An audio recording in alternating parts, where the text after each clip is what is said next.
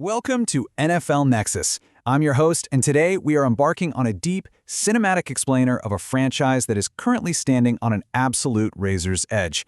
But before we set the stage for this really harrowing dive into the 2026 reality of the Indianapolis Colts, I need you to do a few quick things for me. Make sure you subscribe to the channel, go ahead and like this explainer, and definitely comment down below with what you think as we go along.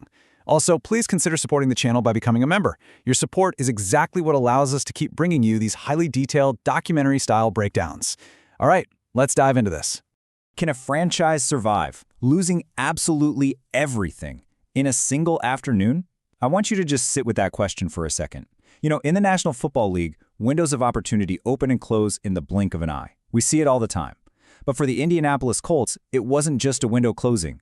Everything changed in a matter of seconds. The entire trajectory, the hope, the very real Super Bowl aspirations, all of it shattered in a sequence of events so devastating and honestly so abrupt that it feels like a tragedy scripted for a movie.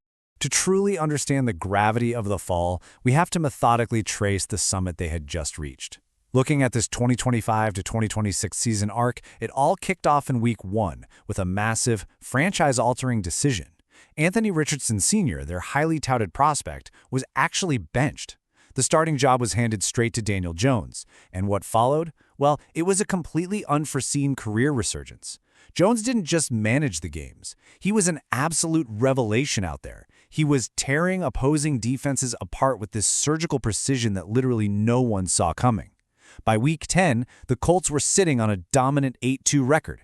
They had ascended to the very top of the NFL, looking like undeniable frontrunners for a deep Super Bowl push. The momentum was just intoxicating. Right up to the very moment it all shattered in Week 11, the dual catastrophe. That brings us to Section 1, the catastrophic turning point. Fractured fibula, and then a torn Achilles tendon. Just let the violent reality of those words sink in for a moment. Daniel Jones was outplaying even the most wildly optimistic expectations anyone had for him. I mean, he was playing the absolute best football he had ever played in his 7 years as an NFL quarterback. But before the season could even reach its natural climax, his production dipped, culminating in a fractured leg and then a devastating season-ending Achilles tear. The sheer suddenness of it was breathtaking. A dominant 8-2 start, a career totally reborn, all violently cut short on the turf. The life was instantly sucked right out of the stadium, the silence was deafening, and the entire identity of the Colts offense was essentially dismantled in real time. Now, consider the number 27. Recently, CBS Sports released their rankings for the 100 most important players in the NFL heading into 2026, and they placed Daniel Jones right here at number 27. You might be wondering, why so incredibly high? Because the entire upcoming season, and frankly the sheer functionality of head coach Shane Steichen's offensive system, now hinge entirely on Jones's very fragile recovery. The pressure is just immense, and the critics? They're already stacking up against him. If Jones can miraculously get back to square one and recapture that 2025 form, this offense could easily resume its dominant ways. But, and this is a huge but, if he suffers any kind of setback or if opposing defenses finally catch up to a compromised quarterback trying to run Steichen's playbook, we are talking about absolute doom for the current setup of this franchise. Which leads us to Section 2, a mortgage on tomorrow. The number 2. This represents the massive, historic, and frankly terrifying cost the Colts paid to capitalize on what they thought was a wide-open Super Bowl window. They sent 2 first-round draft picks, their 2026 and 2027 first-rounders, to the New York Jets in exchange for elite, top-level cornerback Sauce Gardner. The front office basically looked at their roster, looked at that undeniable 8-2 record, decided they were a real, legitimate contender, and pushed absolutely all their future chips into the middle of the table. But here is the sickening, heartbreaking irony of the whole situation. In the exact same game where Daniel Jones went down with his catastrophic season-ending injuries, Sauce Gardner went down too. Gardner, who, by the way, CBS Sports ranked as the 28th most important player in the entire NFL, suffered a calf strain. Now, luckily for him, it was only a strain and not a season-ender like Jones's Achilles, but it was severe enough to limit Gardner to just 4 total appearances in a Colts uniform last year. Just think about the heavy gravity of that for a second. You mortgage the entire future of your franchise to win a ring, and your 2 most critical pieces are injured on the exact same afternoon. You can't make this stuff up. The intense pressure on Gardner right now is totally reshaping this defense. Defensive coordinator Lou Anarumo runs a scheme that fundamentally demands elite, lockdown cornerbacks to operate successfully. It's built on it. The grand plan was to pair Gardner with Travarius Ward to create this lethal, impenetrable duo that would elevate the whole Indy pass rush. But Ward was sidelined with continued, concerning concussions. So now Gardner has to anchor this highly demanding scheme almost entirely on his own. Look, in his mere 4 games last season, Gardner still locked down receivers and took away huge areas of the field. But the pressure is deafening. Outside of defensive tackle DeForest Buckner, Gardner is arguably the most important defensive player on this entire roster. He absolutely has to stay healthy this year to justify that massive trade cost and smash the growing narrative that the New York Jets clearly won that trade. Moving on to Section 3, the engine's ticking clock. When you hyperanalyze the micro details of his production, they tell a phenomenal story. Back in 2021, Jonathan Taylor led the NFL with a staggering 1,811 rushing yards. Now, drop down to his 2025 season, he racked up 1,585 rushing yards, 20 all-purpose touchdowns, 99 total first downs, and carried the ball a league-leading 323 times. He even led the NFL in rushing touchdowns with 18. Taylor completely defies the brutally short shelf life of modern NFL running backs. Make absolutely no mistake here. While Gardner is vital to the defense, Taylor is the most important player on the entire team, period. He is the gas, the engine, the wheels, and the vehicle of Shane Steichen's offense.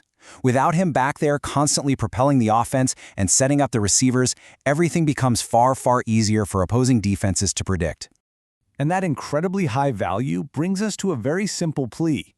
I'd love to be a Colt for life. Jonathan Taylor is entering a strictly crucial contract year for the 2026-27 season. But here's the rub. ESPN's Stephen Holder is reporting that the Colts front office has shown a very concerning lack of urgency to extend his contract before training camp. The tension is palpable.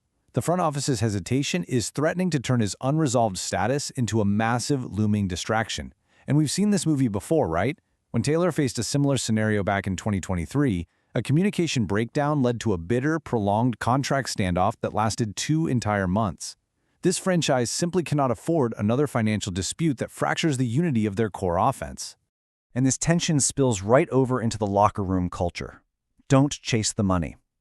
Despite his own tense standoff with management, Taylor is actively taking the time to mentor his younger teammates.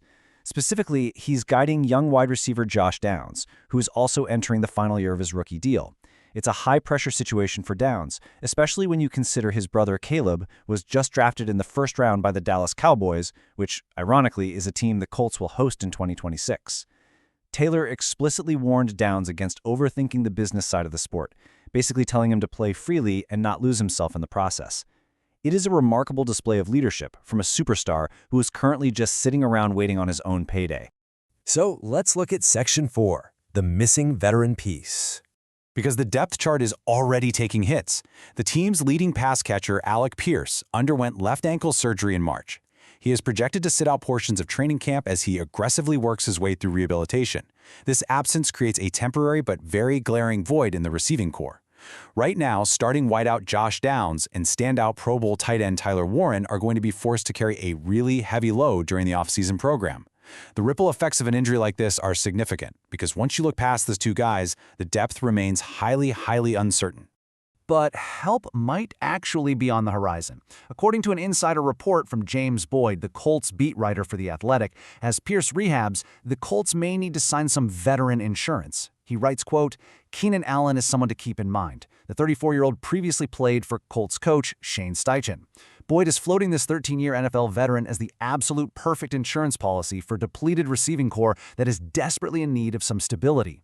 Just compare the stark realities of this depth chart for a second. Currently, you have Josh Downs, tight end Tyler Warren, and an injured Alec Pierce. But with this kind of acquisition, you suddenly pair Downs and Warren with a 6-time Pro Bowler and Keenan Allen. Now look, it's true that Allen has fallen short of the 800-yard mark for the last 2 consecutive seasons. He is 34, and he's showing signs of declining production. However, Allen has 6 seasons of 1,000 or more receiving yards on his resume. And even more importantly, he spent 7 years playing for Shane Steichen with the Los Angeles Chargers.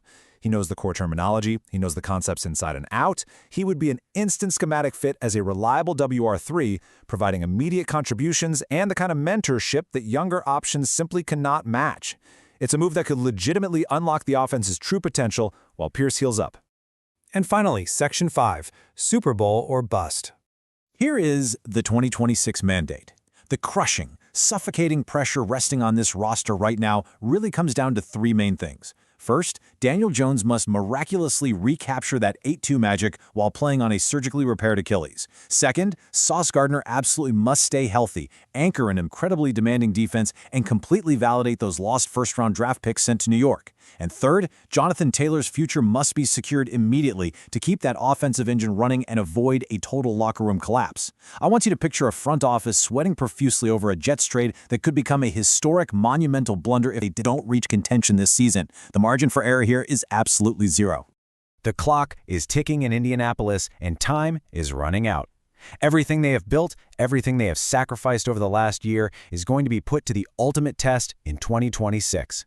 Will they rise to the occasion, or will the crushing weight of their own gambles pull the franchise under? That is the dramatic, very real reality facing the Colts. Thank you so much for joining me for this explainer on NFL Nexus. Please leave a comment below with your predictions for the Colts season. Don't forget to hit that subscribe button, and I will see you in the next breakdown.